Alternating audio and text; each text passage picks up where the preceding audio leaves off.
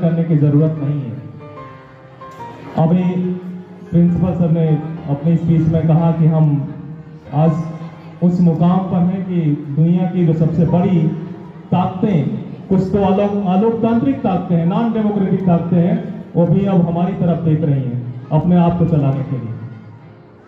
तो कभी रामदास मिश्र जी ने कहा था कि बनाया है मैंने ये घर धीरे धीरे, खुले मेरे ख्वाबों के पर धीरे धीरे, जहां पे तुम पहुंचे हो छलांगे लगा के वहां हम भी पहुंचेंगे मगर धीरे धीरे, और हम उनसे आगे जा चुके हैं। आज बहुत सारे एग्जाम्पल सेट किए हमारे देश के लोगों ने, हमारे यहाँ समरसता का, सौहार्द का और अपनी ताकत का। हम आज से नहीं, हम आज से ताकतवर थे। जब पूरी दुनिया के लोग ये मानते थे कि भारत सपेरों का और जादूगरों का देश है, तो हमारे देश से एक सन्यासी निकलता है और जाता है वहां पर, तो एहसास कराता है कि हिंदुस्तान के पास ताकत कितनी है, इंटेलेक्चुअल पावर क्या है हिंदुस्तान का। वो स्वामी विवेकानंद थे। आज की गूगल हम चला रहे हैं, माइक्रोसॉफ्ट हम चला रहे हैं, और जितनी भी दुनिया की टॉप कंपनीज हैं वो सारा काम हम कर रहे हैं। यूएस के 40% डॉक्टर इंडियन है।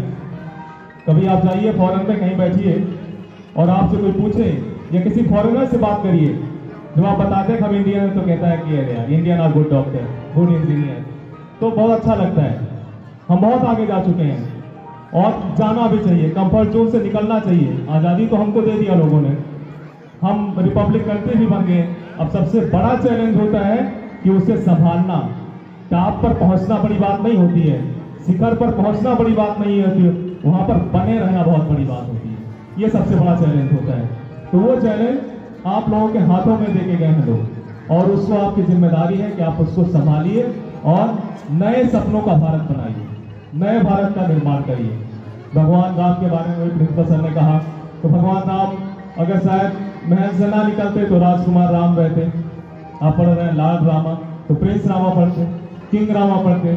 लेकिन भगवान राम जब यहाँ से गए जंगल में, तो राम वहां से मर्यादा पुरुषोत्तम राम बन करके आए।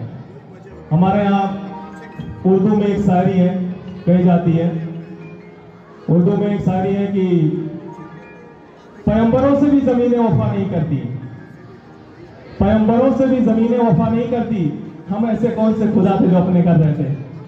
हमें भी निकलना पड़ेगा वहां से, कंफर्ट जोन से निकलना पड़ेगा, हमको रिस्क लेना पड़ेगा।